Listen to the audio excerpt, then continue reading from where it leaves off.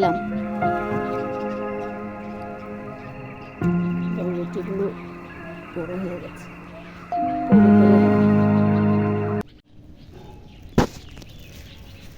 কাপড় চোপড় সব মেলে দিলাম সকাল সকাল। হয়ে ভাইয়ের, আমার ছোটো ভাইয়ের বউ কালকে শুকোতে দিয়েছিল, এগুলো শুকোতে দিলাম। আর আমাদেরগুলো মেয়েদের, আমার এগুলোও আছে। গুড মর্নিং সবাইকে। আজকে শনিবার, উঠেছি 7টায়। উঠে চাটা খেয়ে রেস্ট একটু করলাম, করে ফুল তুলতে গেলাম, ফুল তুলে নিয়ে আসলাম। ফুল তুলে নিয়ে আসলাম। এখন যাব রান্নার দিকে, রান্নাটা করে নিই। এখানে অনেকগুলো কাপড় আছে। রোদের তো সেরকম দর্শন নেই দেখছি আজকে। অন্যদিন তো রোদ উঠে যায়, কিন্তু আজকে নেই, রোদের কোনো দর্শনই নেই। কুয়াশায় ভরে আছে, চারিদিকে কুয়াশা। উঠবে হয়তো বেলা করে। সকাল থেকে আর বেরোতে আসতে পারিনি। সকাল এসে রান্না করলাম, রান্না করে মেয়ে চলে গেল। তারপরে এখন আবার আসলাম, কি রান্না করেছি সেটা দেখাই। আর ছোট মেয়ে এখনো উঠেনি আজকে ঘুম থেকে। এটা তো কালকে কামরাঙ্গা চাটনিটা আছে। এখানে ফুলকপি আলু দিয়ে, কুচো চিংড়ি দিয়ে করলাম, ও সিমও আছে। আর এখানে চিংড়ি মাছ দিয়ে আলু দিয়ে ভাজা করলাম, সাথে পেঁয়াজ লঙ্কাও আছে। এগুলো, এটা কি, এটা কালকে ইয়ে মাগুর মাছের ঝোল রয়ে গেছে একটুখানি, এটা দুপুরে খাওয়া হয়ে যাবে। আর এখানে এই মাছগুলো আছে, এগুলো একটু ভাজা করতে কাটতে হবে, এগুলো পরে কাটবো, এখন না, একটু পরে কাটবো। একটু বসি, তারপর এই ঘরে বিছনার চাদরটা ধুতে হবে। এই বিছনাটা উঠাবো, তারপরে বিছনার চাদরটা উঠিয়ে নেব। অনেকদিন হয়ে গেছে, দুটো বিছনার চাদর ধুতে হবে। জানলাগুলো খোলা হয়নি, খুলে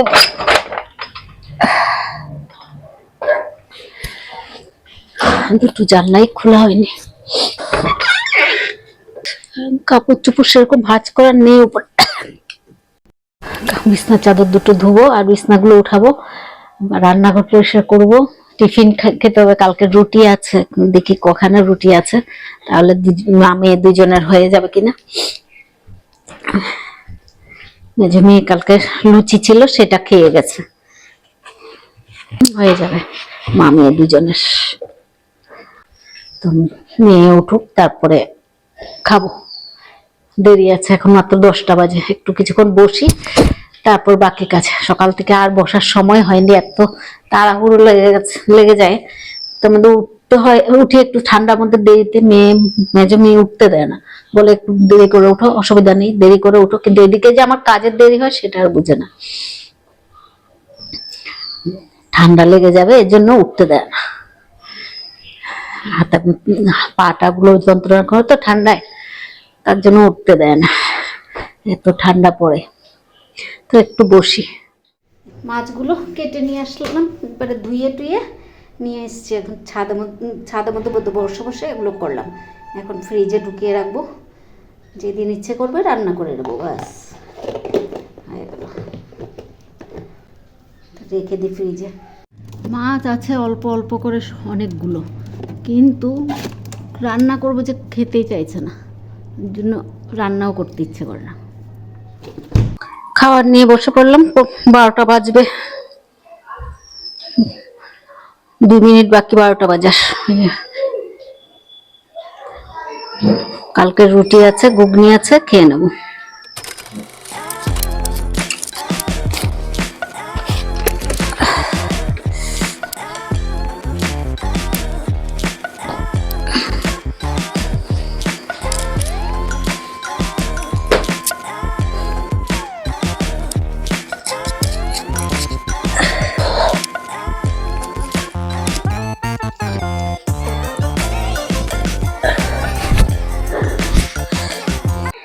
সকালের দিকে ঠান্ডা ভাব ছিল, এখন একটু দেখি গরম লাগছে। একদিন আসতেই পারি না দুপুরে ছাদের দিকে, ঘরে রোদের দিকে। আজকে দেখি না সোয়েটার ছাড়াও আসা যাচ্ছে।